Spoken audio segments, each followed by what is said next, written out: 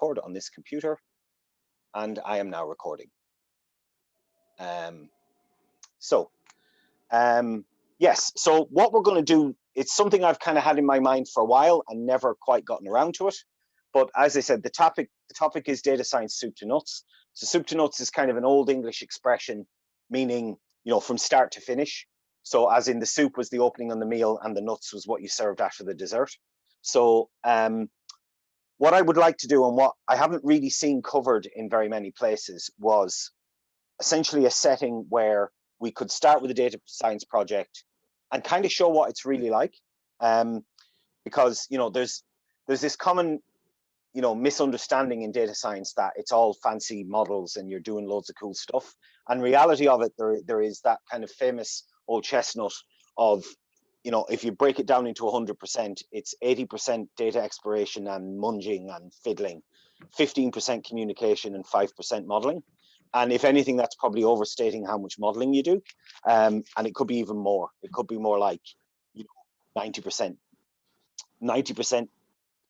hitting things with a hammer, metaphorically, and then 7% communication and then 3% modeling, depending on how it goes. But what I would like to do is just talk about basically what we're going to do over the next however many workshops, probably more than 3, but I might cap it off if like, depending on how we're going after the 4th one, I might cap it off. Just, you know, we're going to take the data, we're going to do a bunch of data manipulation. We're probably going to have just one workshop on modeling, and then how do we communicate the results we've got, you know, and see how it goes. I have no idea how this is going to work, by the way. This is very, very experimental. I'm conscious this could be a train wreck. If it is, my apologies for wasting your time. By all means, let that participant number dwindle. The one thing we do pride ourselves on Dublin Data Science is that we offer 100% money back guarantee. So I offer a full 100% refund if anyone's not satisfied with this. And I thought, let's just experiment when we could try. I mean, I could do my same old stuff where I'm blathering away, but you know, what the hell? And if people don't like it, then it'll be, you know, to be blunt, it'll be a shit show and it won't really work, and then we won't do it anymore.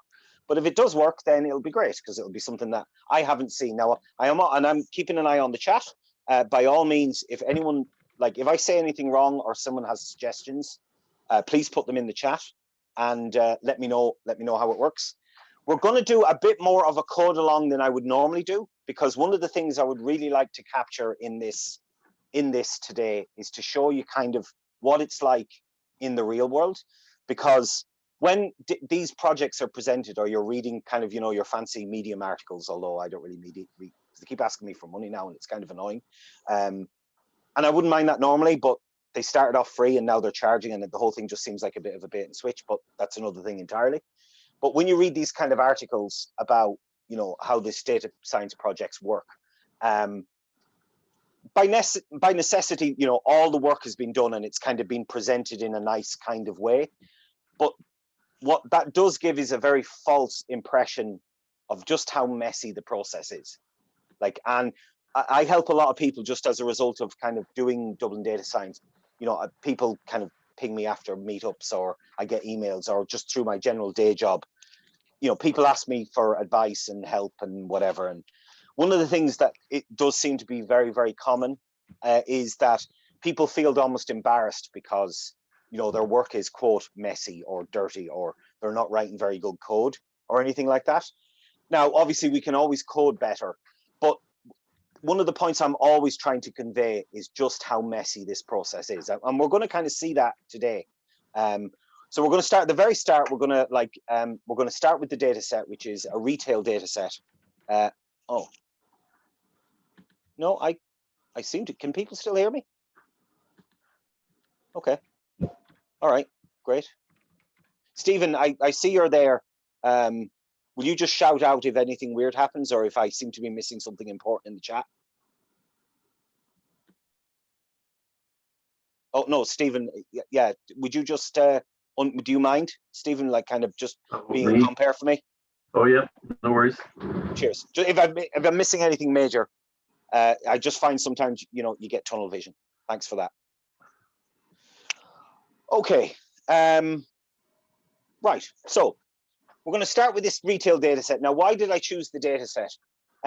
Basically, as I echoed earlier, I've never worked on retail data, like transactional level retail data, and I thought it was an interesting problem. I've never particularly worked on things like, you know, customer lifetime value. I've worked on lapsing, which is kind of like, you know, churn for the life insurance business, because my background now, I was former capital markets. I now primarily work in insurance. So I've worked on kind of what you would call customer churn, but I've never really worked on something like lifetime value or anything like that. And it just seemed to be kind of an interesting topic. And it was kind of an excuse for me to do it. One of the ways I kind of select my topics for these kind of things is to do something I've kind of been interested in and haven't had the excuse to use. So I kind of almost do these as a as an excuse, excuse me, to learn how to do this stuff. So what I'm going to do is we're going to basically, like I said, from soup to nuts. So I'm going to share my screen now. Let me just share my screen. Share screen 1. And then let me just check my distance, but much more importantly, bring the chat up. Just give me 1 second. How do I get the chat again? I had this earlier and I've now, there we go. So can everyone see, actually I can check my phone too, because I'm logged in twice. Yes, I will zoom up the font, yeah. I will indeed. Perfect. Okay. Let me just, all right, so, and then let me get, where are we? There. Okay. But before we get to any of that, we're going to go and get the data. So it's the UCI machine learning, and I had it somewhere and I probably now lost it. Hold on, we had it there. This is the,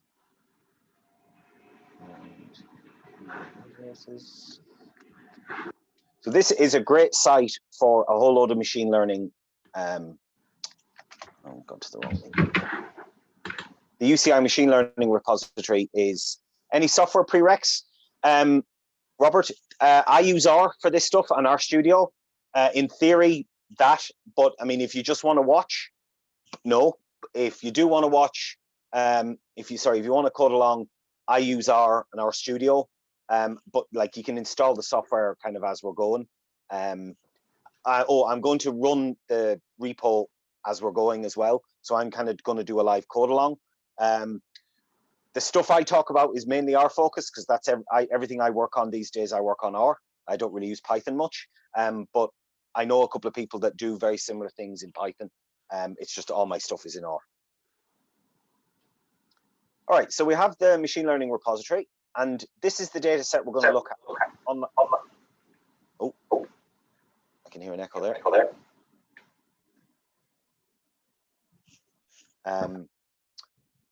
We're going to work on the online retail data set. So it's basically a set of transactions. There's a little bit, but not a lot, of description of the data. And this, to me, is actually going to be a bit problematic, but we'll kind of go with what we can.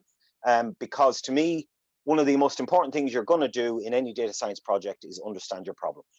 And, you know, if you don't really understand where the data is coming from, it limits what you can actually do, and it kind of makes it a bit more shallow in terms of, you know, how profound and insights can be. And that sounds very kind of highfalutin and fancy, but you know, if you don't really understand how the data comes about, then you know you can get a very flawed perception of reality.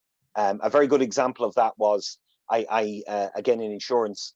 A friend of mine was talking to me about stuff a few months ago, and they said that they discovered that when there was an issue with a claim was coming in and he was trying to do some claim analysis. If there was kind of an issue with the claim handlers would put a 1 in the claim amount as kind of a coding thing, but it was a numeric 1 as opposed to like a character or anything. So, but that meant something else. And if you don't know that, and I think they had like a 1, 2, and 3, because most claims would be, you know, few £100 or thousands of euros or whatever it would be. So these numbers really kind of stood out.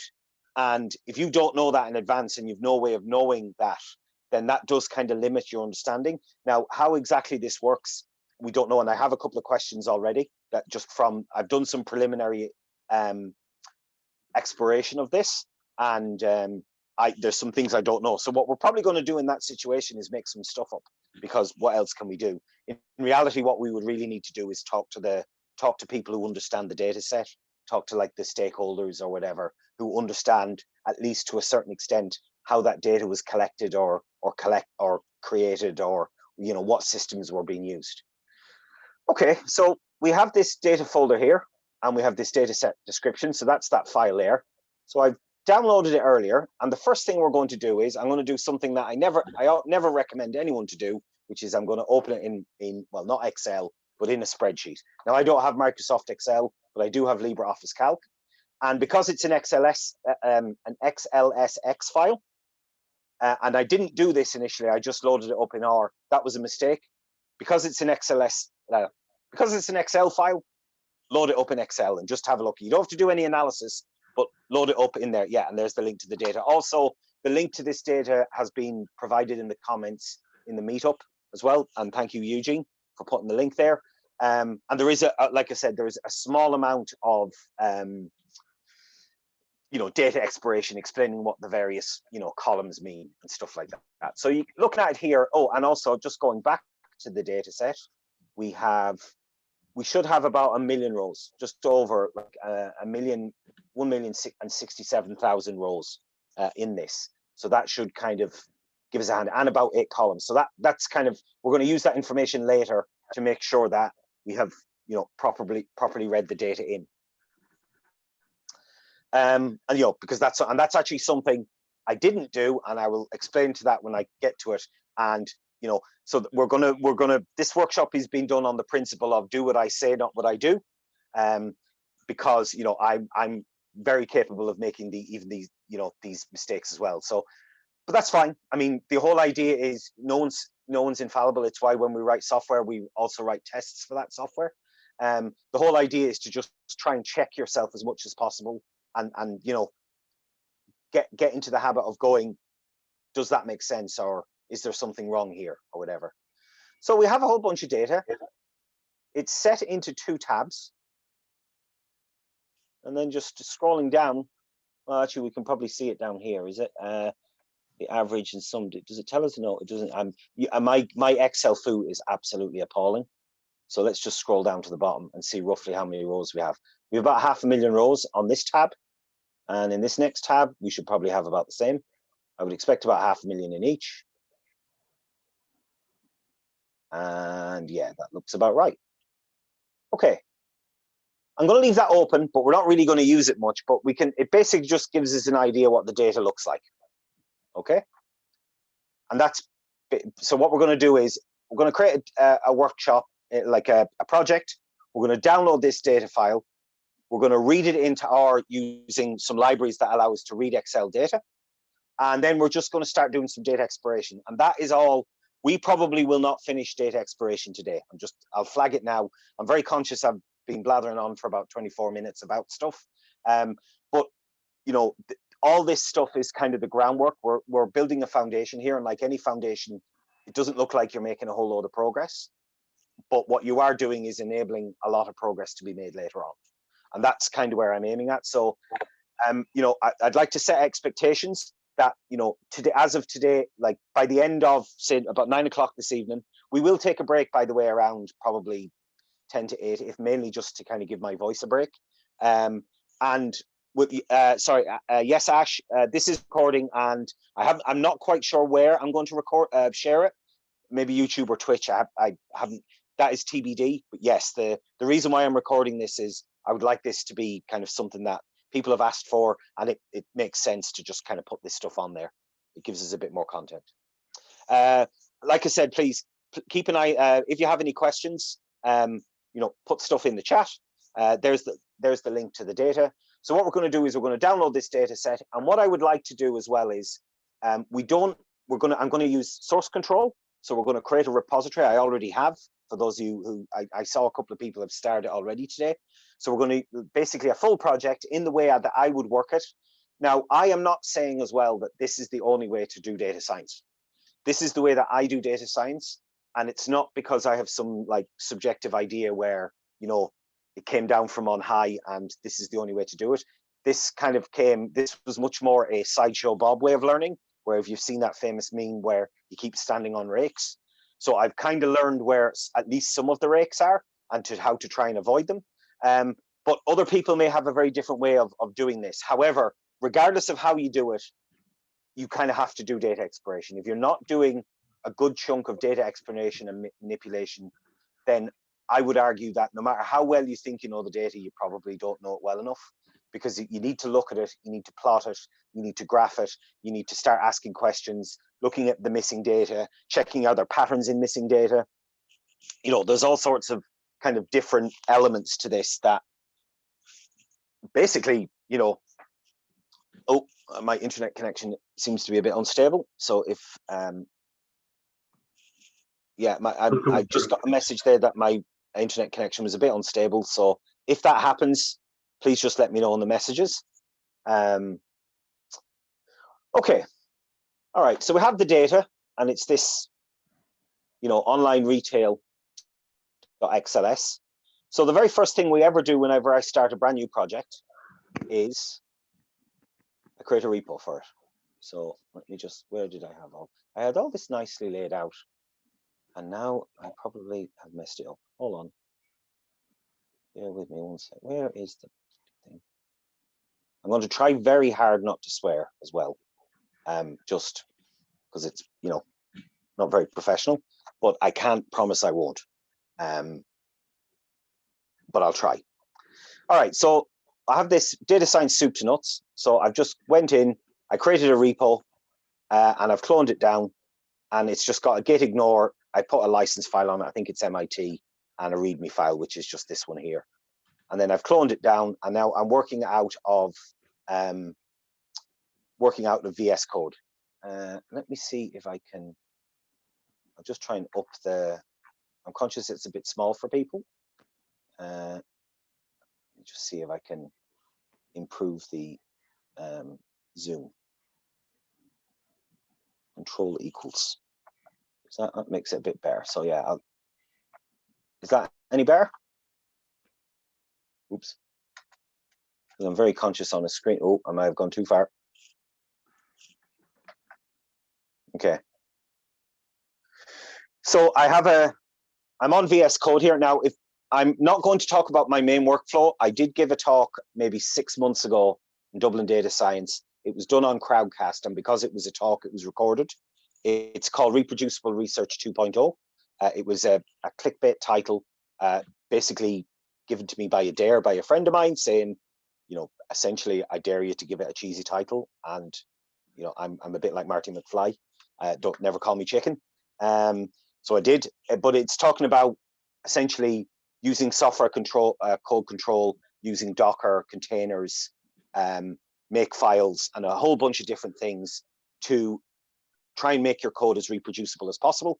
Because what has happened is that as libraries are constantly getting updated, your code breaks. And what really kind of broke it for me was about a year ago, I needed to basically reuse some, or at least trying to get at all code so I could get an idea of, basically it was work I'd done like 3 or 4 years ago that I was working on a similar project, and I wanted to remind myself of how it worked, and it just didn't work at all because, you know, a whole bunch of our libraries had updated.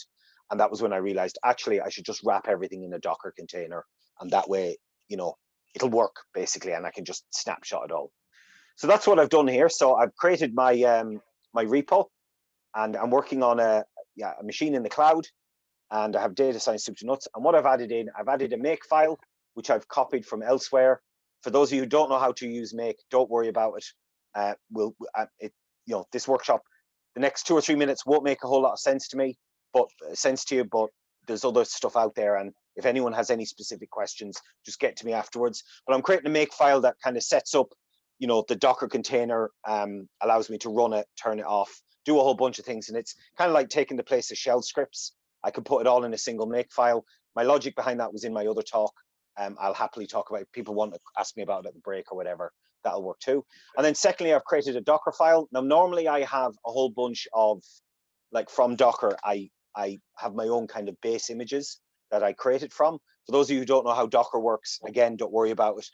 Essentially what we're doing is we're creating a machine that we're going to work off, but it gives us like particular versions of the libraries.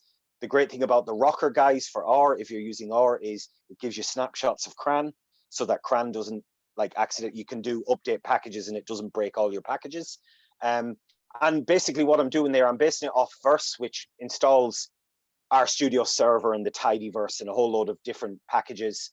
And then I'm adding a few more extra that you can see there. And then I've built it with make docker build. I've put this into my make file. I've already pre-built the image, but what I can do then is just go make docker run. I think it's up and running already. Let me just check. Again, I don't really expect all of you to understand this. Yes, it's up and running. So now what essentially happens is when we go in, I should have this up and running. So let me just figure out exactly which one it is. It's this one. We have a machine. This is just a virtual machine that I spun up. So it spins up. RStudio is the username and change me is the password. Oh no, it's not. It's DDS Workshop.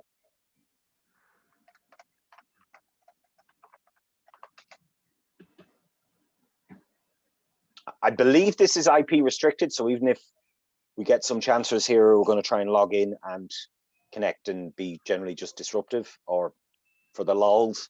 I think it's IP fixed, so it shouldn't work for anyone else. By all means, try it and let me know. Yeah, so we have the setup here. So this is kind of where we set up our repo. We now have RStudio. Let me just make that a bit bigger in terms of font size. I'm conscious it's a bit small. So appearance, we can change the appearance. Let's just make it say 18. How is that for people? Is that fairly clear? Oh, someone did get in. Quite possibly.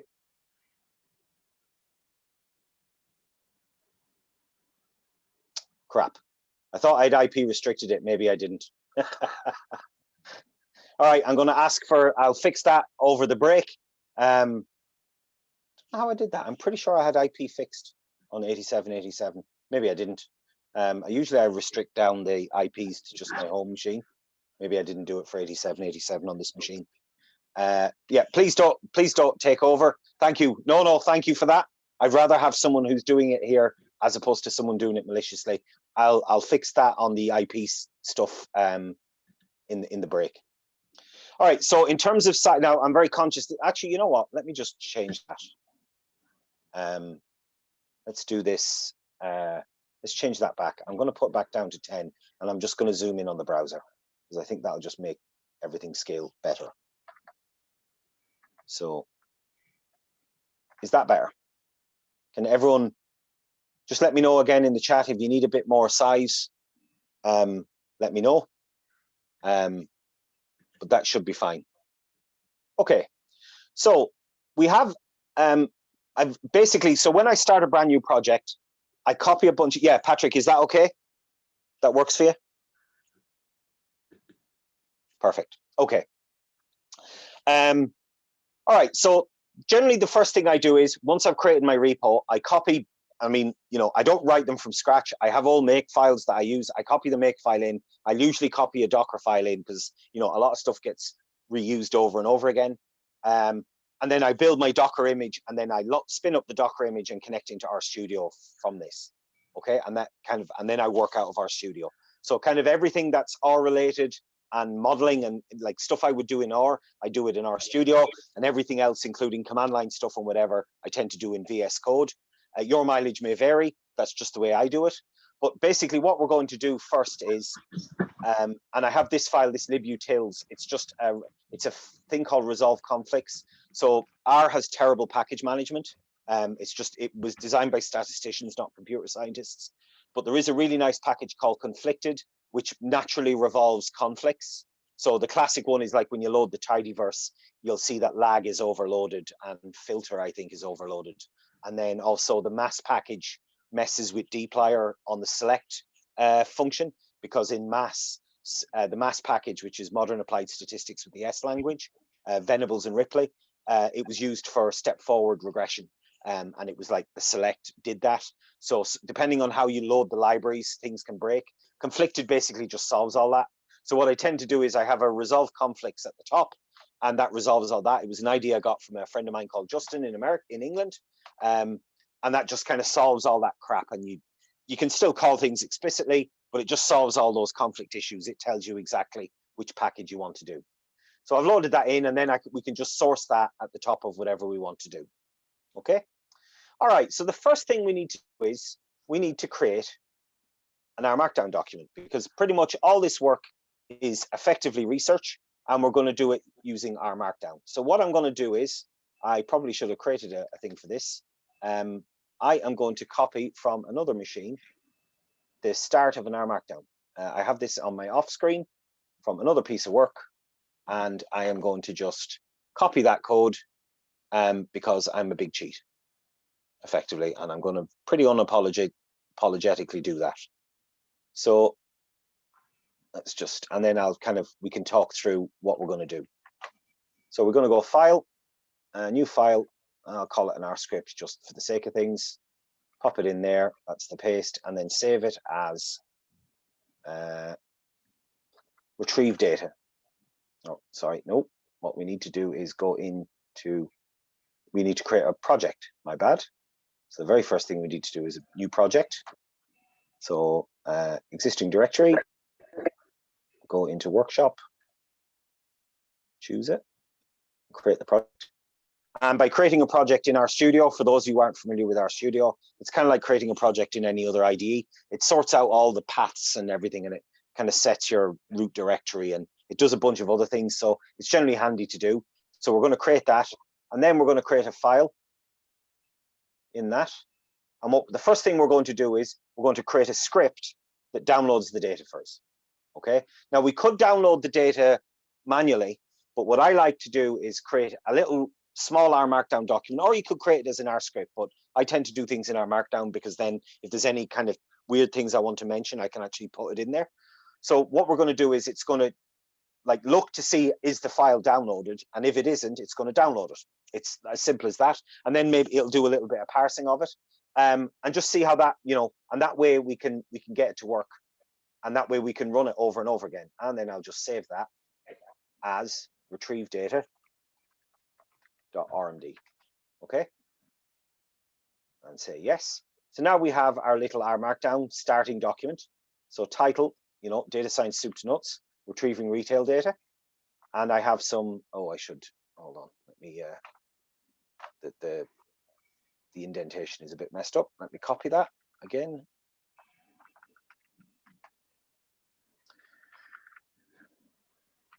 And so in R Markdown, for those who are familiar, I've started using this Rmd formats, read the down. I like it. Oh, I probably need to install it though, because I probably haven't. So what we're going to do here is install Rmd formats so that we have it in this. But also what we're going to do is, because we found a new package, we're going to go to our Docker file, and we're going to add it here so that the next time we build it, it automatically installs it in the Docker image, so that we don't have to keep doing the same install over and over and over again. Okay.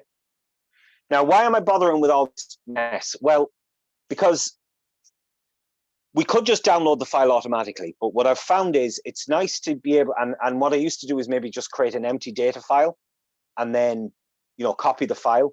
But it's nice to be able to actually do everything from scratch and have a script that basically takes the data, especially if it's available online, just automate it. For this kind of stuff, there's no reason to not automate the boring, tedious, technical, boring stuff.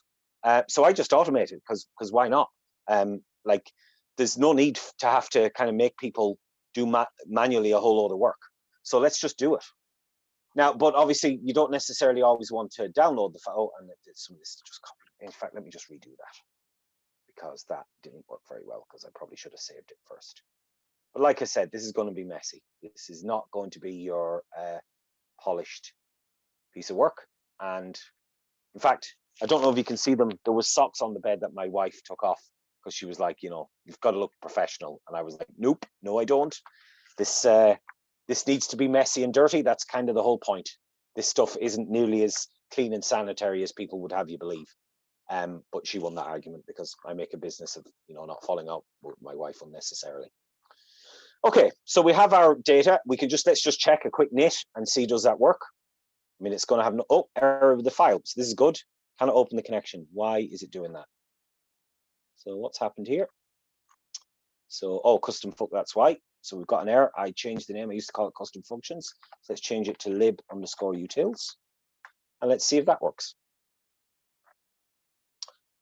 So retrieve the data. And yeah, and it creates, and it creates basically an empty document that doesn't really do anything, but we have it working. All right, so the first thing we're going to do is we're going to create, retrieve the data. So what I tend to do is when I'm doing this kind of work is retrieve data. So I actually type as I'm writing stuff. I will actually, say, like, for example, all code and some data for this workshop is contained in the repo. And then I would put the link to, I'm using the other one that you've all seen, but I'll just change that to DDS soup to nuts. And that way we have it. So if anyone ever comes across this on the internet, they can see exactly what repo it's coming from. Okay. And then let's put in a vertical line. All right. So we are working with the online retail 2 data available. Now, don't worry, I'm not going to spend this whole time typing. Available here. I would put in a bit more if I was working on this, but I will put the link in here. And that should be HTML. So what we want to do is download that file.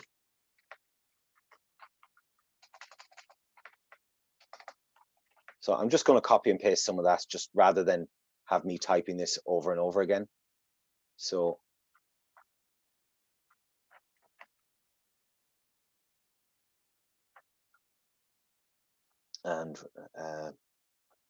sorry. So what we're going to do is, if file exists, so we're going to create the XLSX data file, and we're going to take this data down.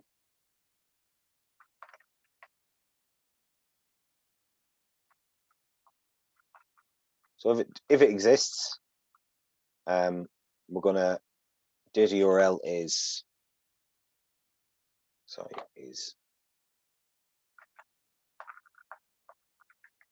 that is data URL.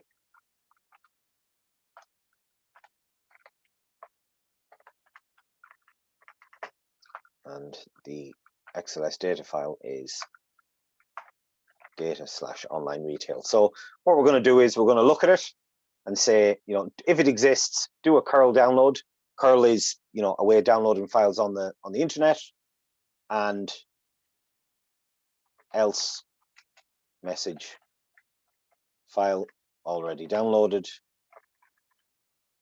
skipping. All right, so it's going to check. We're going to create a package called a folder called data that we put in there. And what it's going to do is it's going to check to see if this file exists. Oh, I need to add the package fs. Oh, it's there. Okay. So if the file exists, it won't download it. Otherwise, it will. So let's test that. See, does that work? So it's running away. Seems to be downloading. Oh, and try again. See if that works. It's giving us some output. Transferring some data. Yeah, so we have this output. There's the URL, and there's some code. Okay, let's see, did it actually download the file? It's online retail. Seems to work. Let's run it again and see what happens. File already downloaded, skipping. So that worked. Okay. So now what we have the data in there. So it's downloaded. And now with that script, you know, it sounds really simple. It's actually saved me a whole load of effort in the past. So, you know, really simple. I mean, you don't even have to add in the if statement if you don't want. I just like to do that because I don't like having the idea of calling a file. If I want to run the code over and over again, I don't like the idea. It just seems a bit impolite to be constantly downloading the same file over and over again. That just seems like a waste. But now we have the file locally and we need to load it in. Okay, so let's go back. So we have a file now. This is the mechanic. I went straight, having downloaded the file, I just used read Excel, which allows you to read Excel files. And I didn't look to see that was there multiple tabs. Okay, and that was a mistake. I should not have done that. So that's why always open the file, even though you don't intend to do like any work with it. Open the bloody file, and in Excel, in whatever default format the data should come from, assuming you have access to it, unless it's a CSV, just open it in whatever native format and just look at it, because you'd be amazed how changing it was. I only realized this 2 or 3 days ago. And what happened was I looked at the data set and there was only like 500,000 rows. And I remember thinking, hang on, I think there was over 1 million in the data set. And that was when I realized, oh, wait, there's probably multiple tabs. And I felt a bit stupid. So what I'm trying to do here is just to avoid, helping you from feel stupid. But that's what we're going to do. So there's a really nice set of like libxls, and there's a read Excel, which isn't quite like the tidyverse, so it's not quite as useful as it has been for other things. But we can just like read the file. So what I'm going to do here is let's just render that in the local, so I can actually get all the. This is the same thing as using knit, but it has the benefit of, let's just save that, of it runs it in the console. So any packages we might want to put in kind of get stored in the console. So it loads all the tidyverse and all the bits and pieces.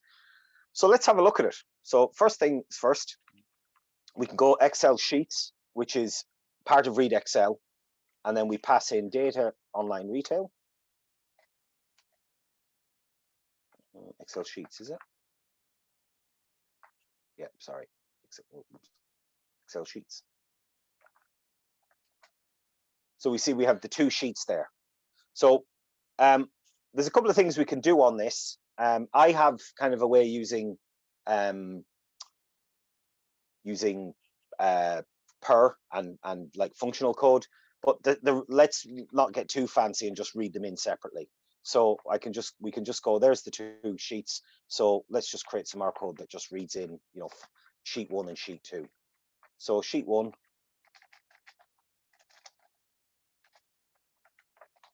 is read Excel,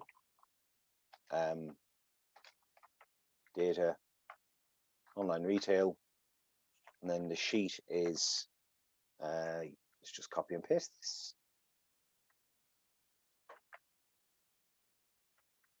And then that's it. Let's see what that does. So we run that. Seems to be working. And then we can do the exact same thing with sheet 2. So copy and paste. So sheet 2 is, and that should have 2010 to 2011. So it looks like there's 2 files, 2 sheets, splitting the data. Why they did that, I'm not sure. Maybe it was just a thing. You will get data in the real world. You will get data in incredibly terrible formats. I mean, that's just kind of unavoidable. This is actually not too bad. Now, there is some issues there, which we will talk about shortly. But this is actually not too bad. So let's have a quick look at sheet 1 and sheet 2. And I always just glimpse at the data. Let's have a quick glimpse of it. So, okay, so we've got invoice. We have 500,000 rows, so that's good. There hasn't been some kind of weird error where only 40,000 of them have came in. That's something to always check. Always check your rows and columns. If we remember from the website, it said there was 8 columns, so that's right. So 500,000 rows, roughly, that's good. Invoice is a character, that's good. Stock code is a character, description is a character. The quantity is a double, invoice is date time, price is double, customer ID is a double. Okay, so that's a problem because customer ID isn't really a number. We want that encoded as a character. And then finally, country is a character. Okay, so we have this as an issue, and this is a reason, one of the reasons why I tend to not use read Excel directly, is that the call types format, like the column control, is a bit fiddly when it comes to read Excel. They haven't properly integrated it with like readr in the tidyverse, which has a really nice way of setting column types. So what I have a tendency to do is I do things slightly differently. What I will typically do is I will read everything in as a character. So rather than dealing with the types and trying to get it, now you could say, well, why is this a problem? Well, by converting it to a number, one of the big problems often is it will very conveniently drop leading zeros for you. So if that was actually customer number 0013085, you would lose that leading zeros, and the whole thing just gets really messy. So what I try and do is I try and read the data in as close to a format as I possibly can, and try and get it to read. So what I typically will do is I will actually change this code, and rather than have it this way, we will go like this, and I change the call types to character and read them all in as characters. Now that does cause other issues, which we will also talk about. And it would be nice if we could just say, call types equals calls equals character, like you can for readr, but we can't do that because I think the library just doesn't support it. So we have to read it all in as text instead. The immediate downside to that, moving up to glimpse, is that everything came in as a character. Invoice dates and all them, they're being represented now as floating points because Excel, date times in Excel is actually stored internally as a number, and then it uses formatting and stuff to get the times. It doesn't really have a specific date time number in terms of the data type. So instead, what we're going to have to do is read that in like that, and then I write it out as a CSV and then read it back in again. And we can do that we don't even have to write it to a file, although we could. But what we can do is pipe it to format_CSV. Now, this doesn't always scale. If you've got really big files, this does everything in memory, and you can have memory problems. So in that case, it might be better to just write it as a CSV file and then read it back in. And then you can go straight into read_CSV, and then call types equals data calls. Okay, sorry, data calls. And what we can do here is I can set my data calls up here. Okay, so data calls equals calls. So for those of you who aren't familiar with like readr notation, this is basically the way you can control character types that are read in by readr. So in this case, let's have a look. So we want invoice and stock code is fine. Quantity we want to be a number, so we just go quantity equals call number. And invoice date we want to be a number. We don't want it to be a date time because Excel uses a different method for date time. So we want to get rid of that, and it's reading it as a number. And then finally, price is call number. Okay, so we've set our columns, and now let's read the file in again. We're running that in. And the benefit is sheet 2 should be exactly the same. So once we've done that, we can just kind of join the two together. Sheet 1.table. Oops. And looks okay. So we have, invoice is a double. Why is that? It should not be the case. That's default. Call character. Oh, sorry. That's because I typed this wrong. Invoice date should be that. Yep. Thank you. So let's rerun this.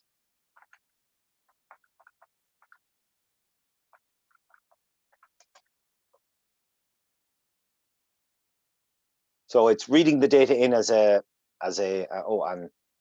let's control let's make our indenting a bit better. So that's all one. So I can go like that. This is just the way I kind of format these things. Your mileage may vary, but I just find it's easier to read like that. And let's just make this a bit tidier. And call types, and then we have that there. So it's sheet 1. Oops, make that caps.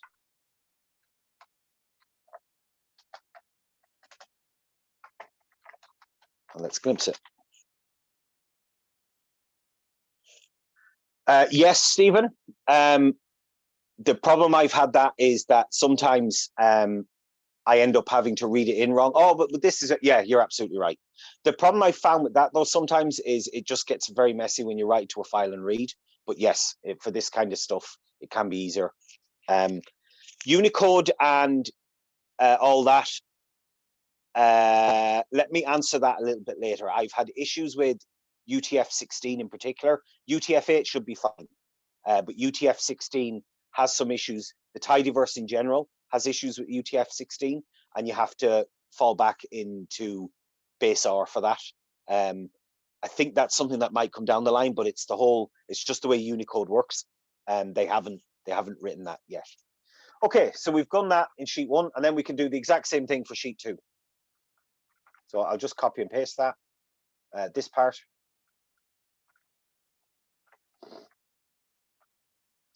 Oops, so in here, and line that up,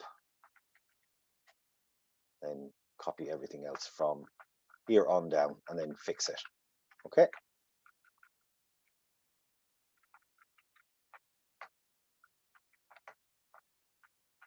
So there, sheet 1, 2 format, because it's the same data, and it should be in the same format. And we have that. Oh, the other thing we should put into our code is sheet 1, score table glimpse, so that we can actually glimpse the data. And we have an error here. Where do we have now? I forgot the comma.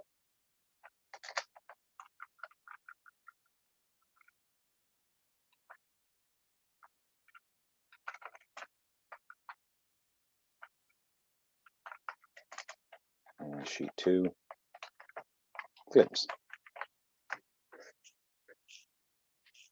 And so now let's just try and run the whole thing. So I'm going to clear out the workspace, get rid of all the code, and then R Markdown, render, retrieve data. And that should run. File's already downloaded. This goes to your point, Stephen, about using a CSV. This would make this part faster. If I was doing this over and over again, I probably would. But for this case, I can't remember why. I had issues writing out to CSVs, and it was just causing me delays or something. I can't remember why. So I got into this habit of format CSV. But now we have the data. So we have sheet 1 and sheet 2. Let's have a quick look at the output file. Oops. Just quickly minus that. Why is that giving me an error? Hold on, is that? And damn it. Hold on. Something just weird. Just refresh.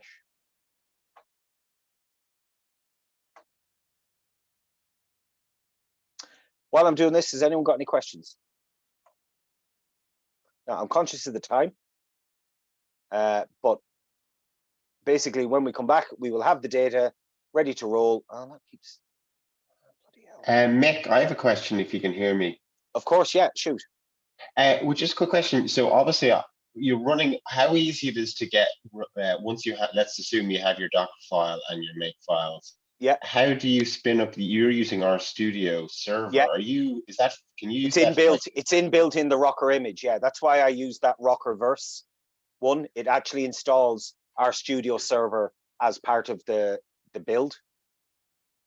Okay, so that's still, but that's not local, is it? It's that online. Yeah, well, I'm on a local machine here. Well, I'm using this in the cloud, but you can go localhost, and I'm just mounting it port 8787 on the local machine inside the Docker container, and you just map the port across, and then it's running locally. Okay, so that's not, when you said it's running, is it running in the cloud or is it running locally? So this particular version is running in the cloud because I span up a virtual machine in the cloud to do. And this. Is that easy to do with RStudio? Well, I created a virtual machine and ran Docker in the virtual machine. but you could just as easily install Docker Desktop on your Windows and do the same thing on your Windows machine. Okay, I think I'm getting what you're saying. Yeah. That makes sense. Thank you. Well, I'll tell you what, I'm about to take a break, so we can talk about it during the break. That'd be great. Thank you. If you just give me a minute. All right, so we have that. Well, I don't know why this isn't working. This is getting annoying. Okay. Let's just knit it then. And let's see what it gives us. So the file's already downloaded. It's running through it. And it'll come up in a second.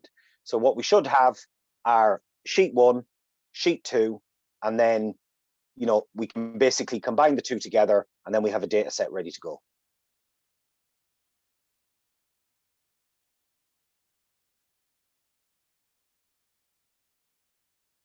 And we have that. So price, customer ID is now character, country. So those are all quantities. And then we have the same thing here, customer ID. All right, so now all we need to do, that worked. So now all we need to do is just get the data set and just combine the two. So we now combine the two tables. So what I can do is retail data is list sheet 1, sheet 2, and then we go bind rows, and that will combine the two together. That gives us our retail data .tibble. So let's check that. Yeah, we have 1,067,000 rows, 8 columns.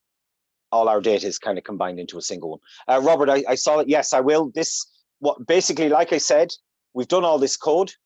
We're about ready to roll. We're going to take a break in about 2 minutes.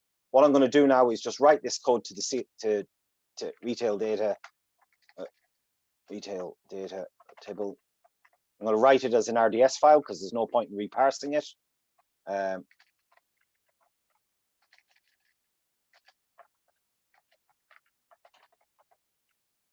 then we have our data in our data set, and we can start our data exploration when we come back from the break. Okay. And what I'm going to do now is, now that we've kind of got to that point, here's a very natural break. I'm going to go back to my code, and I'm going to make a commit. So git status. Let's see what we have there. So we have a whole bunch of files. So we go git add, docker image, docker ignore, docker file, make file, star.rmd, git add libutils, git add workshop.rproj, add retrieve data.html.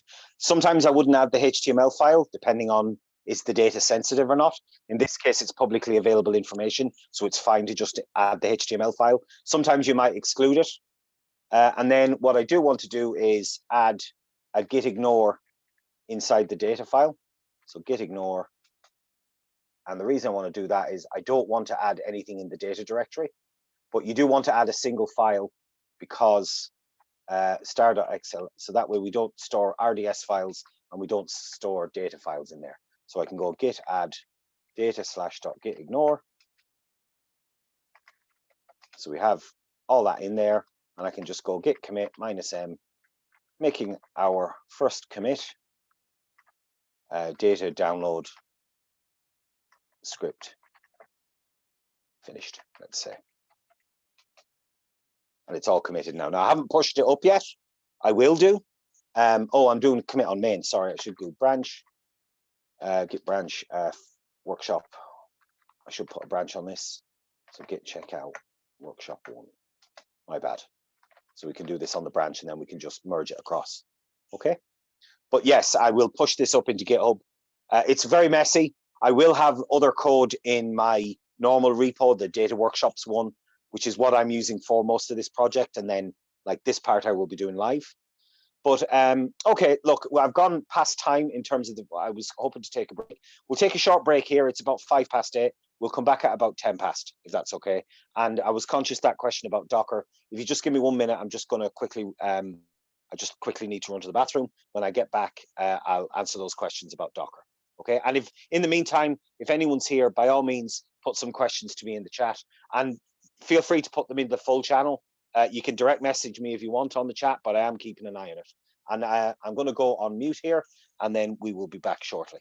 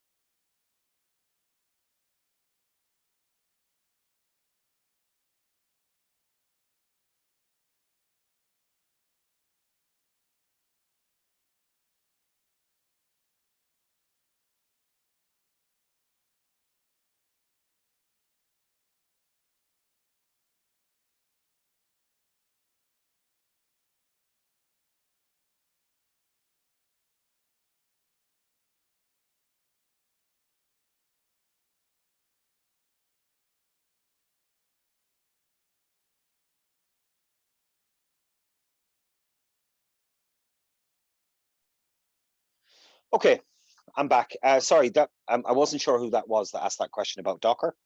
By all means. It was me, Mick, Thomas. Oh, hi, Thomas. Oh, hi. I How's it thought I going? recognized the voice. I wasn't sure who it was. How are you? Not too bad, not too bad. Yeah, so basically I'm running, so the code that you're seeing there, like on the screen share, hold on one sec, is running inside a Docker container. Yeah, I So know, that's yeah. keep going. So, but I could have ran it on my local machine if I wanted to, and it would have been exactly the same. However, that would mean I was using resources off my laptop, which is the machine I'm recording on. And I was very conscious, if I do something stupid and accidentally, use up all the memory, then everything will fall over. So instead, I just spun up a virtual machine and I ran the Docker container in the virtual machine. So it's just like a virtual machine running in Google Cloud, running Ubuntu. And then I've Docker installed on the Ubuntu machine. And then I just spun up the Docker container, mapped over the ports, and then we're working away on that on port 8787. Sorry, that was, but are you using Google Cloud, are you? I am, but it would be the exact same if you used any host provider or. Yeah, no, that's what I was. And okay, and you specify to run our studio server in it. Yeah. It's actually part of the Docker container. So if you as part of the Docker, so Rocker is like Rocker an organization. Does this. Yeah, Rocker does. So they have, I'll just show you here. So they have hub.docker.com has a Rocker organization. Yeah. So they're basically R for Docker. They call themselves. It's a bunch of guys. It's like the guy who does our CPP, Dirk Edewettel, and all them do it. Oh no, that doesn't work. Hold on. So let me just search for Rocker here. It's probably so. Yeah, there we go. So they have a series of different R-related Docker containers of basically increasing levels of complexity. Well, I wouldn't even say complete, but more stuff installed. So that like the very base one is just rver, I think it is, and that just kind of installs, or it sets CRAN to a time-stamped version of CRAN, because a couple of different RStudio do it, Microsoft do it. They basically take snapshots of CRAN every day or every few days, and you just change your URL, and that gives you CRAN as of that day. So they do all of that as part of the build process. And then they have a couple of so there's rver, and then there's tidyverse, and then there's shiny. So basically one builds on top of the other. So the one I use is verse because it installs all the tidyverse stuff. It installs shiny and RStudio server, and it installs LaTeX and a bunch of kind of PDF type stuff if you want to convert things to PDF under our Markdown. And it just basically has all the basic things I would want installed. The price of that is the container images are much bigger than they would be otherwise. But Yeah. like for this kind of thing, none of this is ever going to be production level stuff. So I don't care about that because I just rather have all the packages there rather than having to install them. It just makes things faster. Good, good. Thank you very much. If that makes sense. It does, it does. Yeah. Patrick, just to answer your question. So yeah, so Unicode, especially UTF-16, is problematic in general for R. Not for base R though. That's one of the things that base R does pretty well.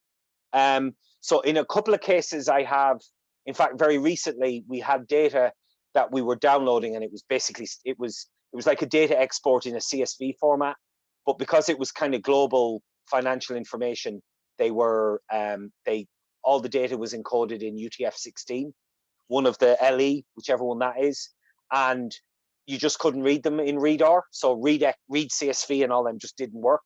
So what I had to do there was I had to do some kind of jiggery pokery whereby I used read.csv from base R, where I could specifically set the encoding to UTF-16 LE or whatever it was. And then I either read the file out or I used format_CSV. I can't remember exactly how I did it, but I had to basically export it then into like UTF-8 or ANSI or whatever encoding, and it kind of handled that in the background. And then I finally read it all in properly as, I think that's what I did. I think I used a similar trick here. I read everything in as a string, formatted it out as a CSV, and then used readr with read CSV and the data calls to control the data typing of that, if that makes sense. Okay. Yeah, exactly. It's exactly, yeah. I mean, you'd be surprised how often you have to do this kind of stuff. And I hate doing this stuff manually, because when you start introducing manual kind of fixes, quote unquote, it basically means that you have to always remember to do it, and you will inevitably forget, and you will probably forget under pressure when it's really important that you don't forget. So what I try to do is, even if I end up writing kind of very janky manual code where I literally go in and change, like, you know, entry 53 to 7 because it needs to be manually overrode, I will do that, even if it means that and I'll flag it in the code and I'll basically say, okay, we need to make some manual changes to these, like manual fixes to this code. So rather than going in and editing the file, I take the raw source file and do the manual changes that way. And that way I kind of have an audit trail of all the data, as Patrick mentioned, the data janitoring. I fixed all that way, and I do it in a reproducible way in the code that is auditable and followable. And I can put in a bit of, if I really need to, I can put some explanation around it for why you have to do this stupid thing. But that has sometimes happened. I've dealt with, there's a whole lot of old systems where in the same column it's a date time, and the date, because it's essentially a free string, so it will appear in multiple date formats within the same column. And there's R code that allows you to fix that now. You can set, like, try this format, and if that doesn't work, try this format, and if that doesn't work, try this format, and then give up. So you can handle multiple formats in the one column. But yeah, there's a whole load of, an automation as documentation. And or it could be as simple as, like, just have a CSV of fixes, load the CSV file in and do some kind of join, and then merging columns with coalesce or whatever, kind of like SQL does. Similar ideas. And it's messy and it's janky, but the whole idea is that ultimately in the long run you end up with a much smoother process. Okay, now one thing we haven't done yet is fix the date time, but that's okay. We are now at the point where what time is it? Yeah, it's 8:15. So I'm gonna try and finish up around 8:45 to 5 to 9, depending on how we get on.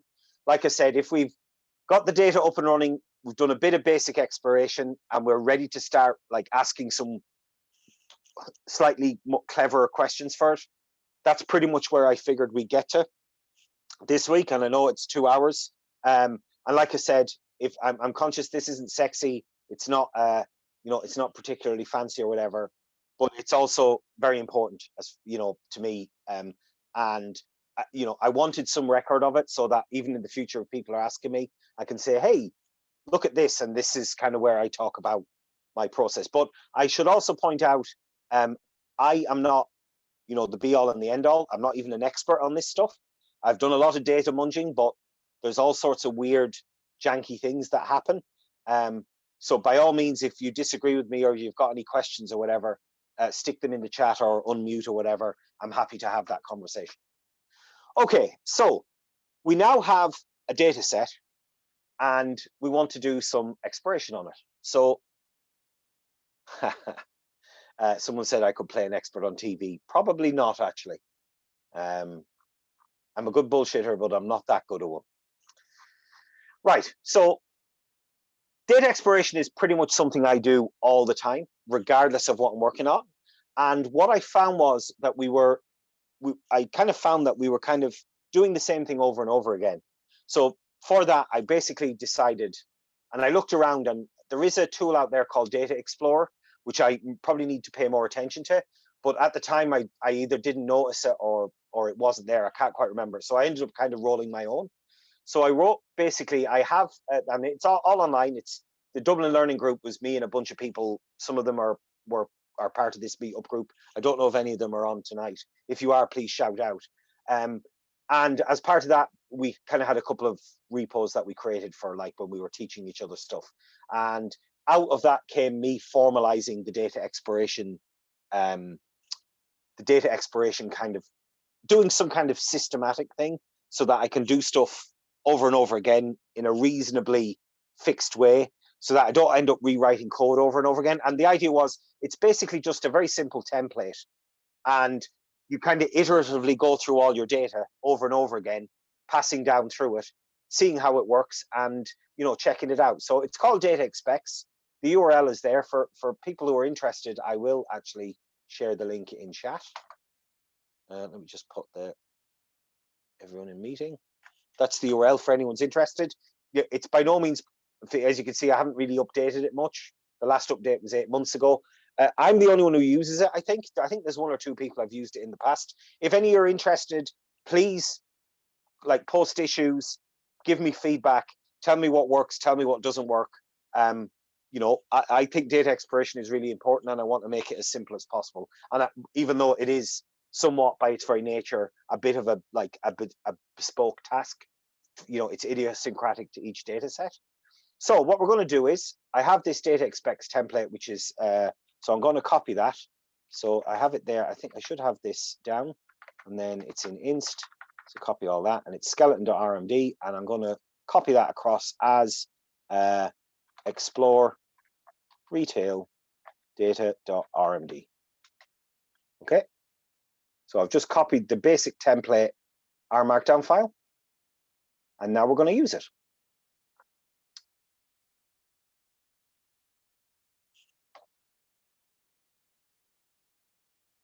Excellent. Thank you, Stephen. Yeah, there is a few R packages now that do this kind of stuff, because it's very, it doesn't have to be very fancy. Yeah, if anyone uses Python, and Pandas obviously for data, check that out. I don't know anything about it, but thanks for that. And if anyone knows anything good in R, please point it out here as well, because this isn't the be all and the end all. This is the one I use, but like I said, this is by far just kind of what I've came up with. So the title is exploring the online retail 2 data set. So Mick Cooney and the author. So Mick Cooney, gmail.com. And then we have our basics, some stuff in here. This probably needs to be fixed later on, but it works for now because my code has changed since then, but we can keep it in there. I'm doing setting some stuff up, and we can load the data in. So usually I'm reading from a CSV. In this case, I'll just ignore all that because we've already done the basics of it. So we're going to read in raw data, read RDS, data, retail, data. Okay, and that I can get rid of. And the idea of this is to just run this code over and over again. So it runs down, it does some very basic stuff, and then we have this knit-r exit, which basically ends the process. It's like a exit command, and it basically renders the document at that point. And what we want to do is make sure everything's been read in properly and check it out. And then we kind of comment this out and we move down to the next section, make sure that's all working, comment it out, and so on down, and kind of iteratively looping back over and over again. So let's just knit it and make sure the data reads in. Okay, so we're reading it up. And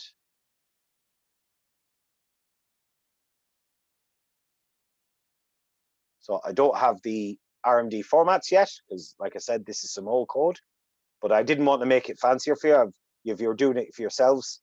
So we could do, you know, it reads in the raw data, it does some stuff, and then we can do some quick data cleaning here. So what I tend to use is, for example, this is in some kind of, this is camel case, or with some spaces, not quite even camel case. I tend to just put everything into snake case. So there's a snake case package that does that for you. So I've done that automatically. So now we kind of have this data here, and we can see, does it look right? Well, the date is still a double though, so we're going to have to fix that somehow. So we can do that here in quick data cleaning. We can kind of change the format of that. But other than that, it looks okay. All right, so here's a little function I've created earlier. It's called create Excel date time. So basically, it's a little routine I will just add up here in performing data cleaning. So the invoice date is actually a timestamp. Now, I would write more stuff normally, but you know, I don't want to bore you with me typing out very verbose examples. So date, and how exactly you do this can change, but we're going to mutate it. So it's invoice date is equal to create Excel date time invoice date. Now I'm actually going to change that because it's a timestamp. So I'm going to change that to invoice DTTM, which is kind of date time, a date time rather than a date and a time. So and here's a little function we created. So it's in seconds since oh, do I have data time? Ah, yeah, okay. So that is a function that does it basically as POSIX from the 31st. I think because it's some, you go the 30th instead of the 31st because of some weird thing that Excel does. I can't quite remember exactly. In fact, Patrick, you probably are more familiar with that than I am. There's some weird thing with exactly how Excel handles dates. So when you do it this way, we have our little function and then we can put it in like that. Oh, because I haven't saved that. Let's just run this again.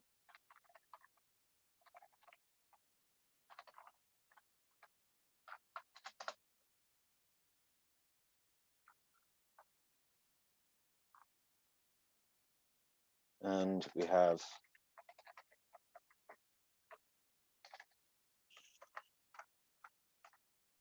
oh, that was it. Yes, it's something to do with the leap year. That's right. I can't quite remember how it works. It doesn't handle it right, or there's some weird stuff in it. So there's some weird interaction. Anyway, it's easily solved. You just set it to the 30th of the 12th, 1889, and it handles it. So let's see how that looks.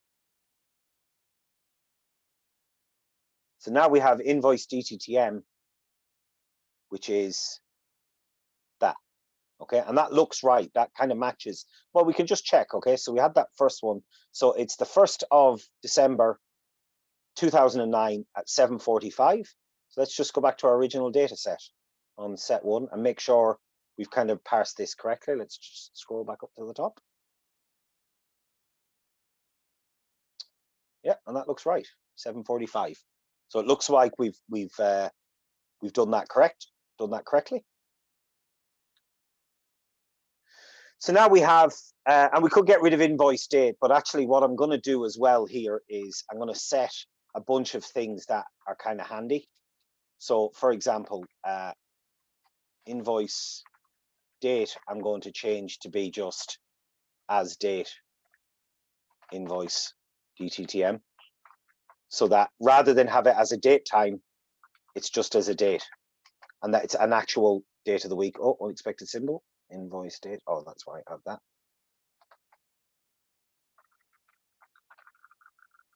Let's just try this. We'll include the glimpse.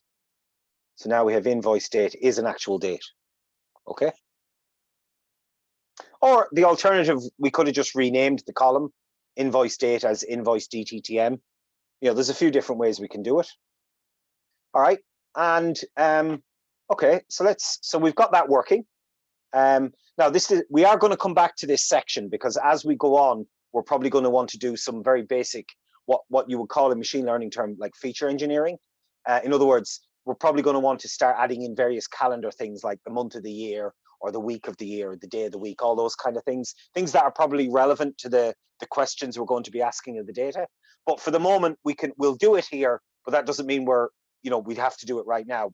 What I would typically do at this point is just comment this out and move on to the next one. Oh, create derived variables. Yeah, I'm probably doing this in the wrong place. So let's actually do that. So let's fix that there. And then put create derived variables. So I have some code here. So mutate. So invoice date. Just copy that code again. Oops.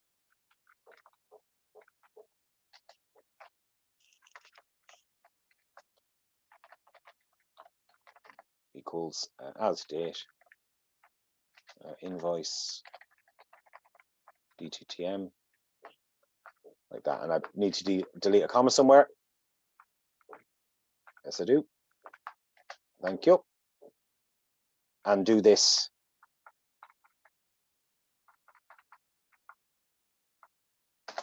And render it again. Now, so just to explain, I'm conscious there's the old saw of you never code live for this reason, because I'm going to make some mistakes.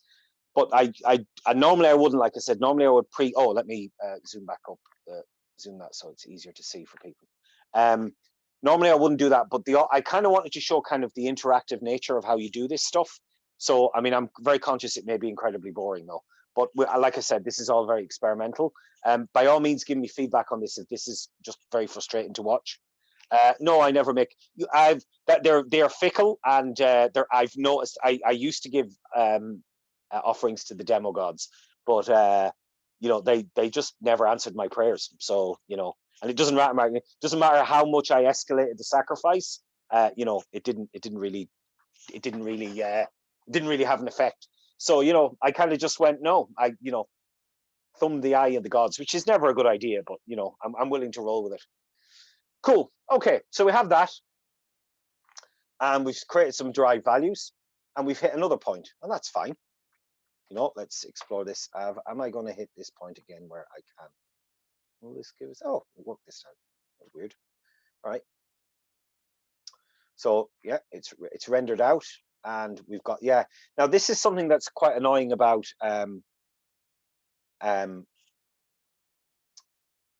this is one thing I've never figured this out.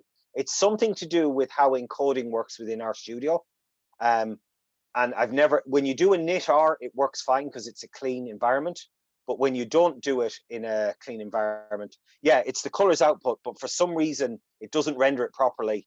It's something to do with an encoding issue. I've tried that. If anyone can tell me how to do that, please, you will be saving my life, because this always bloody happens and it doesn't kick in.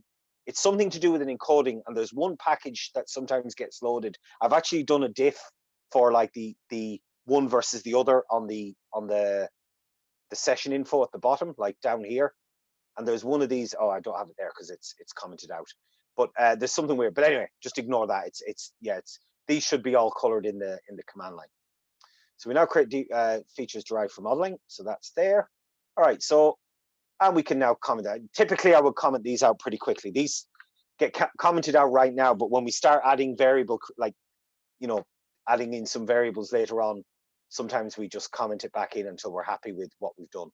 So we're going to run this. And what I'm doing now is I'm going to skip this probably a little bit, but I have a bunch of logic here that does a bunch of code around in or around missing values, because knowing which variables are missing is important. But one of the things that often gets overlooked in terms of missingness is not just univariate missingness, as in individual rows that are missing. So here, the first thing we're looking at is what proportion of each column is missing. So we see here we have a customer ID, and over 20% of the rows have it as a missing column. So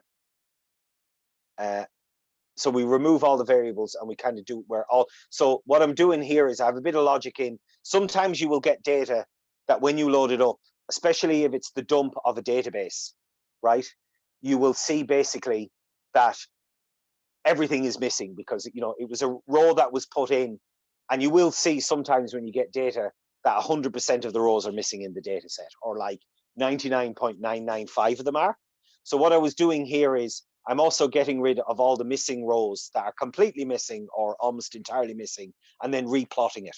Because what tends to happen is, because of the scale nature, you basically have those one or two columns that, or 50 columns, there could be a load of them, completely dominate the picture, and, you know, they don't tell you anything. So instead, what I'm trying to do here is just look at, you know, if I get rid of all the large ones, what proportion are missing?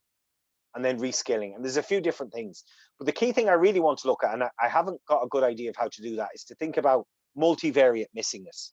So essentially, when I look at it here, so you can see here that there's just one, but what I would like to know is, if I have multiple columns, so let's say I have 50 columns in my data set, what I want to know is what proportion of them are missing at the same time. And does that matter? So for example, you know, if you're dealing with a, you know, like this, a sales data set, and as well as the transactions, you've also got various product information. Often in a data set, it will just be dumped in a flat file, and you will have a whole bunch of missing values for things that aren't relevant to that particular product, right? Whereas they will be present in other products. And what I would like to see is, in this case, is, you know, does that logic of this particular product type should have these values not missing and these values missing, does that actually mesh up with the data? So I kind of created this pretty tortured code, don't worry about it, using a whole bunch of things that I probably need to clean up now, because dplyr has moved on and the world has moved on since. I can probably actually create this kind of visualization better as well, in a much more clearer way. And also the shading here is arseways too. So but you can see here the vast majority, about 22, just over 22% of customer ID is missing, and nothing else is missing either. Whereas it's really, really shaded here. Well, not really. It's more about the missingness that works. Sorry, I am getting questions here. Some people are direct messaging me, so the rest of you can't see this. You could do correlations, and I have kind of looked at this, but I wanted to do actually something simpler than that. I literally just wanted to look at missingness and to see how does co-missingness work. Because quite often you will find, because the whole point of all of this is to try and find where there are issues in the data, right? Because what you don't want to do is spend a whole lot of time and effort working on data and then realize after 2 or 3 weeks or 2 or 3 months that your initial data dump was flawed somehow, or there were issues with the data that you should have known from the start. So what we're trying to do is just kind of create a whole bunch of very, very simple plots. It's later on, like, this is about as fancy as it gets in terms of sophistication. Everything else is going to be like, you know, bar plots and histograms. And this is a heat map, and I might produce some more heat maps later, depending on how things look. But what I'm trying to do here is look at, you know, are there some logical flaws? Because what you want to do is produce some plots that people who understand the data that you're working with and know how it works, you want them to go, that doesn't look right. And then you go to them, well, why doesn't it look right? And you can go, well, this is the data that's presented. And sometimes they'll argue with you and say, no, that's totally wrong. And sometimes they'll go, oh, because you haven't accounted for the fact that the data system does things this way. So what you'll probably see is you'll see a whole load of these values, but that's just an encoding for something else, and just ignore it. Or, you know, that means something else and you need to do some feature engineering to capture the fact that these particular values essentially mean something more than they go. And you don't find out until later. So what you're trying to do is get some very simple plots and throw it in front of the people who understand it. Now, I mean, and it works both ways. Sometimes it will tell you something you didn't know, or it will highlight flaws in your understanding of the data. But quite often, and more often than you would think, it will highlight flaws in the stakeholders' understanding of the data. So I always have a great story I love to tell. We were dealing with a life insurance company, and we had done something similar to this. It wasn't this code, but it was a project from a good few years ago. And we basically did something similar. It was kind of the genesis of the idea of producing this. So we were taking a whole bunch of variables and just plotting, making univariate plots of them. And one of the things we looked at, it was a life insurance company. We were just looking at the premium, the monthly premium. And we just did a histogram of it. And the way we plotted it out, there was all these weird rounding numbers on kind of even, and that basically looked wrong. And someone said to it, someone who knew the business very well went, what are all these issues here? What's happening with these kind of spikes? Why are there lots of premiums? And basically what had happened was it was an old legacy book, and it was, because it was life insurance, it was being set up as a the broker was basically selling it differently to how the people thought. So the way life insurance is typically sold of within the industry is someone's not muted, by the way, and there's a bit of background noise. It's a Richard. There we go. Perfect. Can you hear me now? So what happened was, the way kind of life insurance is typically thought to be sold is you go, I would like some life insurance, please. And the broker or the life insurance company or the sales guy says to you, well, how much coverage do you need? As in, what do you want your compensation to be if you die or at expiration or whatever? And you go, I'm not really sure. How about 300 grand or 200 grand or 500 grand, whatever it is. It's known as the sum assured. And then you kind of take all of the life tables, you do a bunch of calculations, and they go, okay, well, that will be 147.63 per month. And then you can have your cover in place for a 10-year term or whatever. And that was fine. That was kind of the traditional way to do it. But the way brokers were selling it was completely differently. Brokers were basically calling someone up, or someone was calling in, and they're going, I would like life insurance, or would you like some life insurance? And they would go, well, how much cover do you need? And they would go, 100 grand. And then you calculate it and they go, oh, that's very expensive. And the broker would go, well, how much can you afford? And someone would say, because this is back in the 80s, they would go, how about a tenner a month? And you would work the other way around. And rather than going from having round sum assureds and weird monthly payments, you would have nice round monthly payments and weird sum assureds. And this person didn't realize that the business was being sold that way. And there was, quite a lot of it, because what was happening was that big spike on the premium amounts corresponded to the euro translation of round numbers. So like it was 627 because it used to be £5 a month. So there would be a big spike on 627, or whatever the equivalent of 25 a month was, and all this kind of stuff. And the person honestly didn't believe us, and they argued with us and said, no, that's totally wrong. Went off and then came back a couple of days later, went, yeah, that was right. You didn't make a mistake there. And we were like, yeah, we know, because we know that this happens because, this. So there was also an interesting one where I was dealing with a car insurance, and we had this really weird, like, bimodal plot, and we couldn't quite figure out why. And it was basically just due to the effects of immigration. It was a high risk insurer in the UK, and they sold to two types of people: very young drivers who were British born, and immigrants who had recently arrived in the UK and couldn't get insurance elsewhere. So basically, even though they were all relatively, they were put in the same plot, when you looked at the date of birth, you had this bimodal thing of, you had this big spike around young drivers, and then you had this other big spike over older drivers who were all kind of recently arrived in England. But it wasn't done through date of birth, it was something else. But the point I'm making is that from looking at this data, it wasn't something you ever really would have thought about until you actually just created these very simple kind of plots of it. So that's basically what we're going to try and do. And I'm looking at some high-level count categoricals here. All this is online if anyone's particularly interested in it. And then what we're going to do, so we're going to start doing that. So we basically look at every column in our database. We figure out what type it is. In this case, we have like some continuous variables, we have some date time variables, and we have discrete variables. We also would have logicals as well, because I treat logical data kind of separately again, just purely from a plotting point of view. And then I have some scripts that just goes through them and creates these plots. So the quantity, this isn't particularly useful, I admit, because there's a big skew on this. So what I'm going to do is after this, and we'll fix it, and we'll do this in a second. So that doesn't really help. And then we see, so we're looking at the country, the vast majority of them are from the United Kingdom. When we looked at the data set, I should have said this was a UK retailer. Basically, so most of the customers were in the United Kingdom, quite a bit from ERA, also known as Ireland, but yeah, everyone calls it ERA in the UK. It's quite funny. And Germany, France, Netherlands, Spain, and so on. But the vast majority of his country. The flip side of that means that it might not be that useful as a field, because most of it is the UK. But then again, there might be something interesting to see if it's not the UK.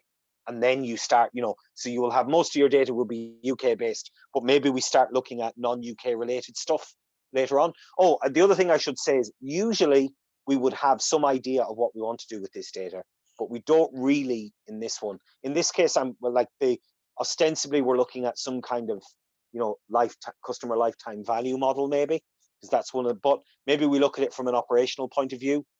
It's what they see on our stamps. Oh yeah, funny they don't say Suomi or Deutschland. Yeah, well, yeah, that's true actually. I think there's also some kind of weird sensitivity around, the troubles as well, and people will get offended. So there's some kind of weird political correctness, misplaced political correctness there,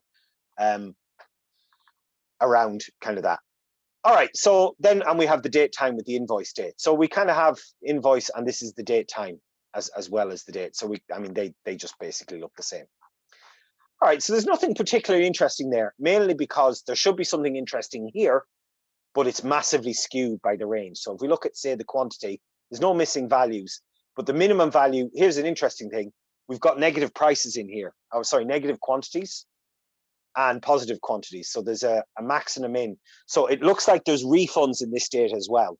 So what happened, they've got the data where also the data will be like, if someone makes a sale and then sends it all back or cancels the sale, or it got entered wrong as a data entry thing, we're going to have to account for that somehow. And I'm not exactly sure how. We'll have to look. Hopefully, it didn't look like there was some kind of referred invoice thing. So maybe there's some way. And I did see there was a thing when we look at the data being looking, there was a C. There was a C in front of the invoice number if it was a cancellation.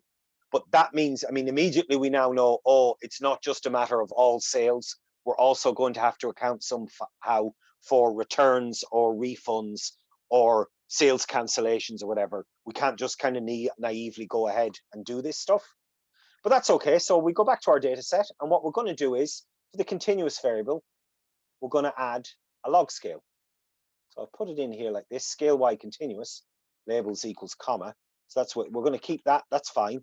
But we're going to add scale x log 10. So let's add a log scale in and add labels comma. And rerun.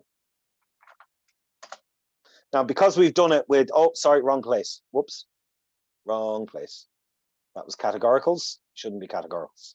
Sorry, stupid me. It should be up in continuous, numeric variables. So in the numeric variables, we have all this, histogram. Yeah, so there it's the John V line. And then labels equal comma. So we can change that scale x continuous to scale log 10 and see what happens. So let's, oops, put the wrong thing.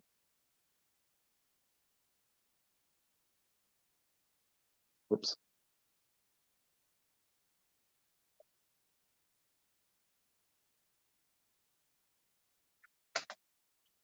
And re-render it.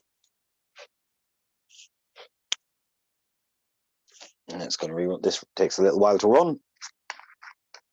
We could cache some of this, and I might actually with the missing data matrix, because this is quite a big set of data. Actually, let's check that. Missing data matrix.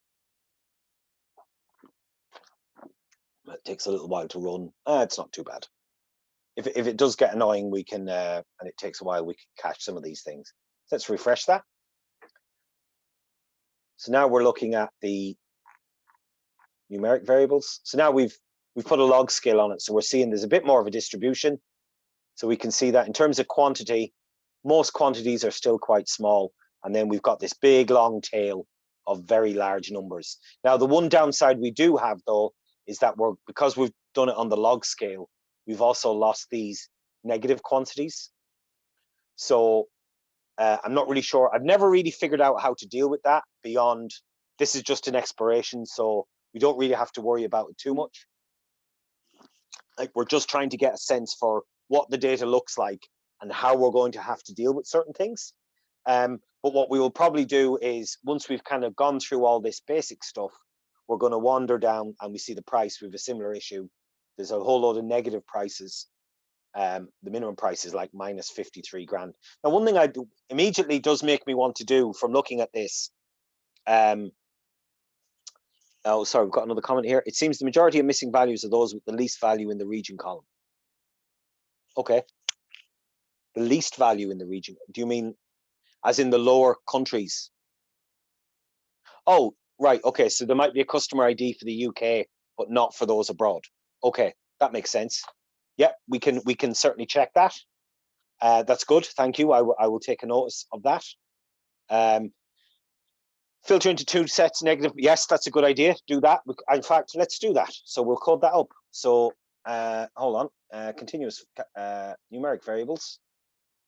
And then we can do print explore plot.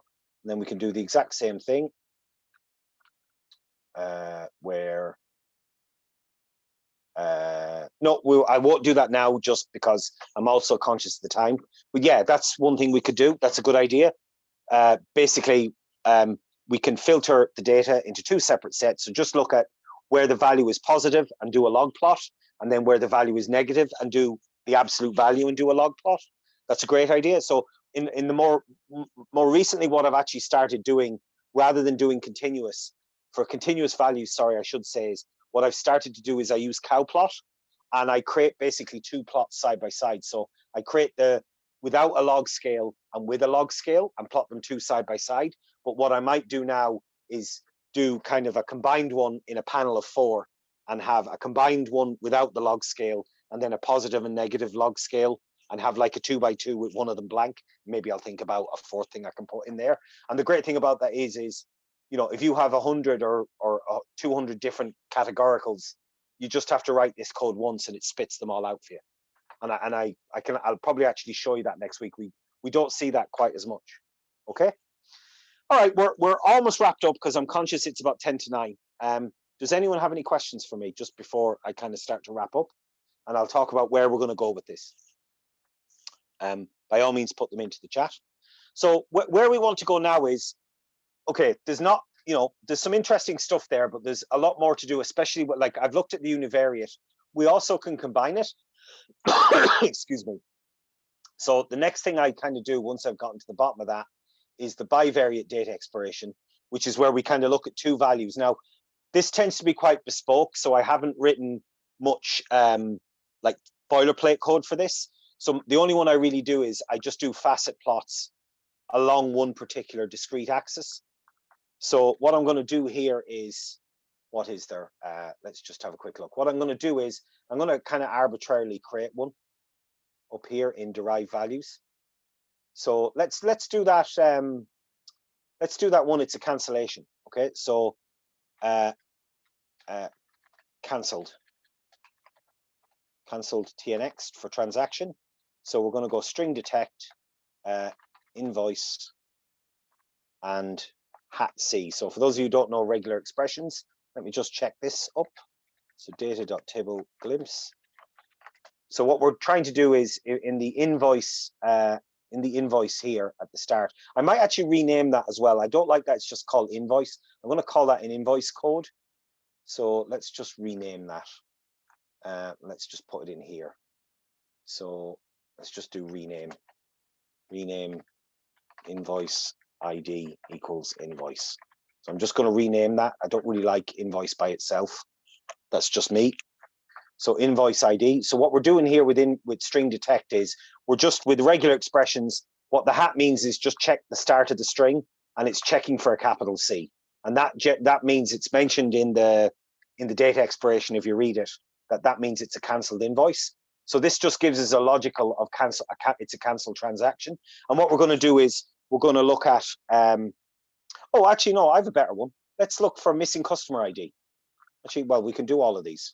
So missing cust ID equals RNA customer ID.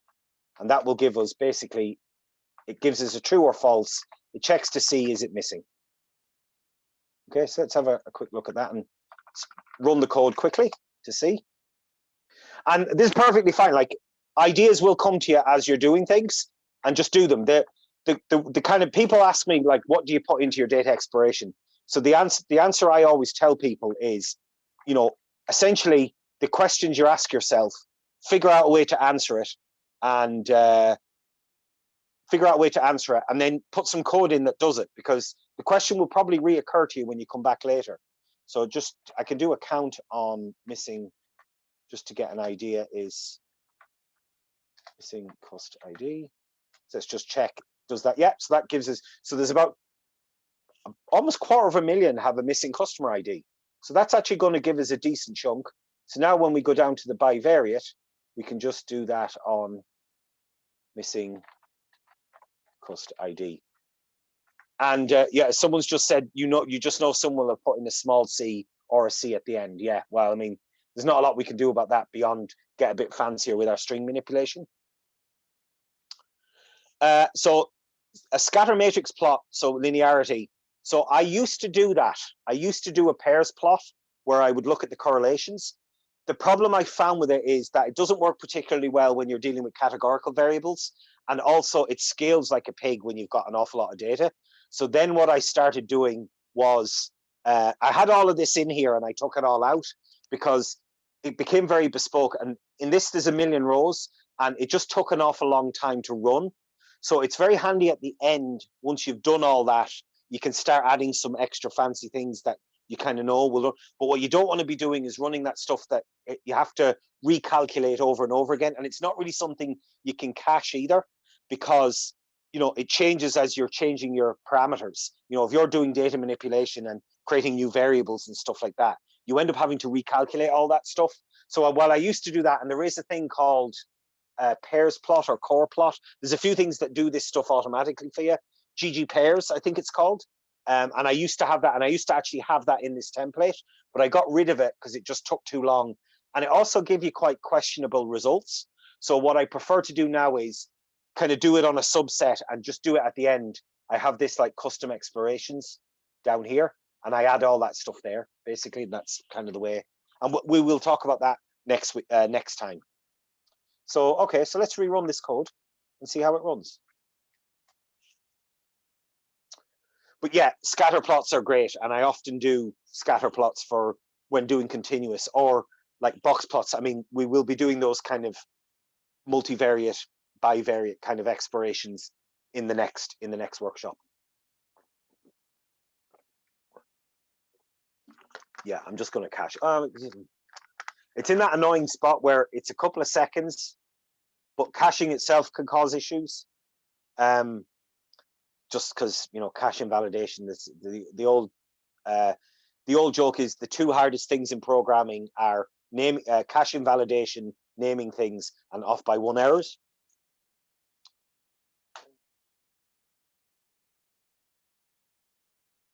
Because, you know, I like lame nerdy jokes. So if we go down to the bivariate expiration, we can now see, okay, so we're kind of creating these box plots by, oh, I must have done it by cancelled it, actually. So we can just see, yeah, they're true and false. Missing customer ID, if it's cancelled, they're roughly the same. So we kind of, oh, I need to put in the log 10 for that as well. And in the categoricals, we're just looking at the different ways this kind of plays out. So we're kind of getting the same. Although interestingly, missing customer IDs. Oh, interesting. Okay. So it's, yeah, okay. Huh. All right. Well, I guess we have some stuff we're going to look at the next time on that, and the date time variables. Yeah, they all kind of look the same. So what we're kind of looking at here, and again, this is kind of not designed to be. This is just designed, especially if you've got, usually when you get your data sets, there's 50, 100, 200 columns in it. All of this will just churn all this out, spit it all out. What this is kind of designed to do is to just so that you can scroll down, look at things, and it should prompt more questions that will lead you to do stuff down at the bottom. Okay. All right. So we kind of actually got a little bit further. I wasn't sure if we'd actually get to the end of kind of this basic stuff, but we're now at the point where we can kind of start looking at stuff. And what I want to do, kind of do next session is start creating some custom variables. I'll probably do that in advance just because there's a whole bunch of them. Like what I want to start adding is things like, excuse me, what day of the week is it? What month of the year? What week of the year is it? What time of the day? There's all these kind of calendar related derived values that we can just pull straight out of that timestamp, that date time field. So we're going to add that in, and then we can basically put that in right at the top and then rerun the code. So kind of what I try and do is make this code run as quickly as possible and just keep, make some changes and rerun it and look at the output and do it iteratively over and over and over again. And that just to kind of start to figure out what the hell is in this data, because there's no point in trying to build models and trying to do all sorts of like clever, fancy things if you don't know what's in your data. So what I'm trying to do here is, and the old phrase is, we're building intuition about the kinds of things we're going to have to deal with and what we're going to want to do and how we're going to deal with it. And because sometimes someone will just hand you a bunch of data and tell you, what can you tell me about this? And with very little guidance whatsoever. And then you'll go off and do some stuff and they'll come back and go, oh yeah, I knew that already. Or, no, you're wrong.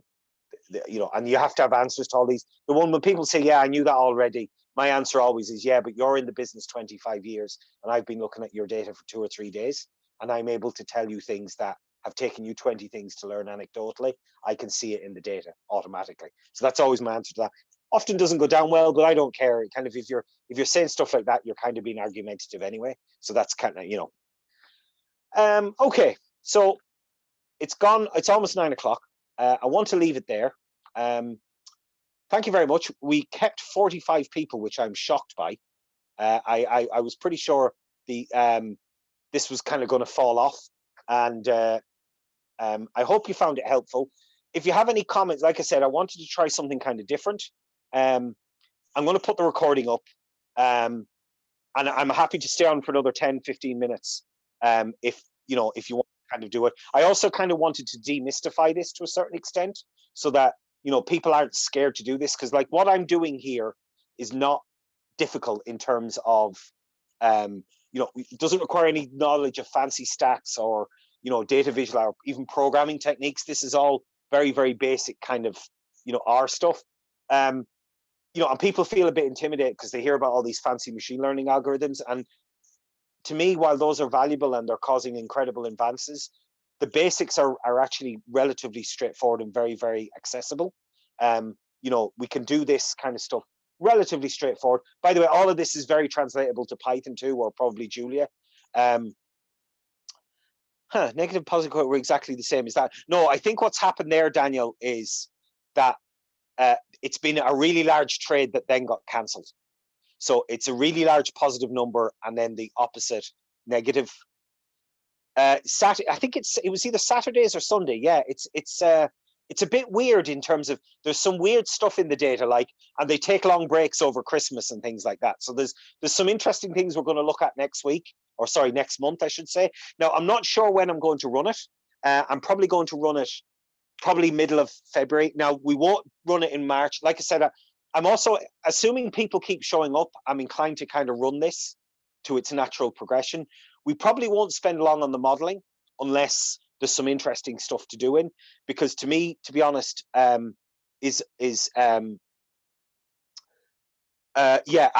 So someone's just said, I could not agree with that more, Stephen. So there is this classic thing of we're going to get the junior people to do all like the data exploration and the data prep, and then we're going to hand it over to the experienced people who can do all the modeling and then hand it back that is completely backwards.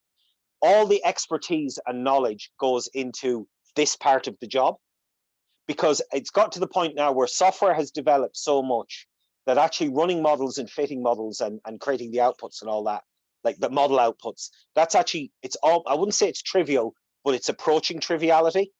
Like it's very easy to do, where you can just get it to a certain point where you can just hand it over to someone who essentially has to do the somewhat donkey work of just trying a bunch of different models.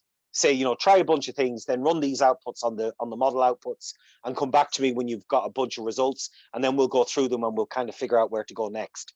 But this here is where all the value is, and it's also where all the work is. So yeah, this kind of stuff, and this is why I wanted to run this workshop. Like this stuff is really important, and it's also where all the domain knowledge comes in. And also you have to be able to talk to the stakeholders. Like I said, one of the things this project is going to be very severely hampered by is by the data having, you know, we don't really know a lot about the data. We don't really know why a lot of customer IDs are missing, like almost 25% of them are missing. Has missing IDs, and you know they're not necessarily distributed. There are on that website, there are a couple of papers that were written off the back of this data, and I might have a quick look through it just to see, you know, what's there and try and figure out, you know, is there anything in those papers that talk about the data provisioning. But yeah, so thank you for that. I promise I'm going to stop now because we have ran late. I don't know when I'm going to get this online. I'm going to try and do it over the next couple of days. I'm not sure how I'm going to do the next one. It might be on Zoom, or maybe I'll just take the plunge and try YouTube or Twitch or something, and that way all that crap is kind of taken care of. And yeah, so in the next one, we're going to continue data exploration. We're going to create probably slightly more, I don't want to say advanced plots, but we're going to kind of munge the data into different ways, aggregate down different columns and create some box plots and histograms and just try and get a sense of it. And then once we're at bit, and essentially we do data exploration until we run out of things to do. And the way I kind of approach modeling is I treat modeling almost as an admission of defeat. When I start building models when I can't think of anything interesting else to do in terms of data exploration. We will be back in February. Probably exactly when, well, it's the 25th, probably around the same time in the maybe the middle of the month.